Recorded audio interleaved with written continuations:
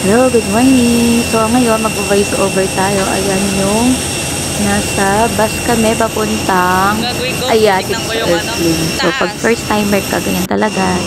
Syunga-syunga ka. Ayan. Nakikita niyo sila. Pag first timer ka talaga, no, talagang mapapabidyo kapag nasa loob ka ng asin. Parang ka maa-amaze kapag first timer ka. So, ayun, may kita niyo naman, ayan, nasa loob kami. Medyo parang akala mo ma-fog kasi nga maraming mga tsaka meron din sa may kita niyo sa paligid. Akala ko nakakaya mag-video. Pero syempre kakapalan ng mukha. Ganun yun. So, ayun, may kita mo naman. Yung una, akala ko hindi pa kami umaangat. Ay, akala ko umangat na kami. Yung pala, hindi pa pala. So, yung umangat kami, para ka lang nakasakay sa Ferris wheel. Ganun kapag first timer ka. Para kang nakasakay sa Ferris wheel or pagpaakyat ka ng elevator. Ganun yung feelings niya. Kaya kung kayo, mga first timer kayo sasakay ng airplane, pa-local or pa-domestic, ganyan yung pakiramdam. Tapos, pag nasa taas ka, parang normal lang, ganun. Tapos, kang sumasakay sa mga rides na tulad ng breezy rides ba yun? Yung sa Star City. Ganun siya.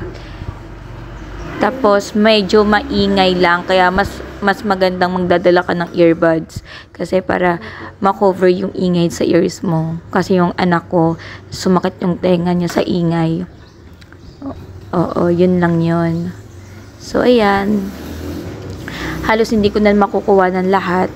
Kasi, mafu-fully storage yung phone ko. Alam niyo naman, wala tayong pang camera talaga sa pagbabloging. Phone lang talaga. So, ayan, tapos na kami. Ilang hours lang ang binyay namin from 5:20 AM to 6:45. Nakarating na kami ng Tacloban. So, ayan, Tacloban na yan. Lumanding na kami sa Tacloban. Tatlo lang kami. Ang bunso, ayan, nasa Tacloban area na kami. Nag-antay na lang kami ng masasakyan. So, nakasakay na kami. Malamang nakita niyo naman, di ba? Ang bilis lang kasi naka-speed tayo mga te. So, ayan.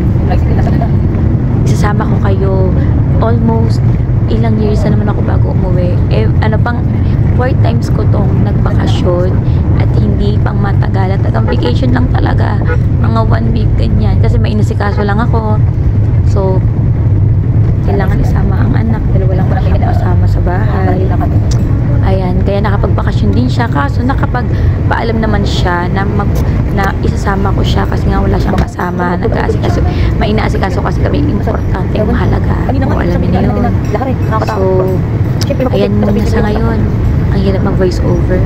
May part 2 akong gagawin for my father's house tour. Ayan, my father's house tour. Hindi pa yun ayos, pero house tour natin para makita niyo naman. So, ayan lang muna. Thank you for watching. Assessment, hamarang, hearing, search, and rescue.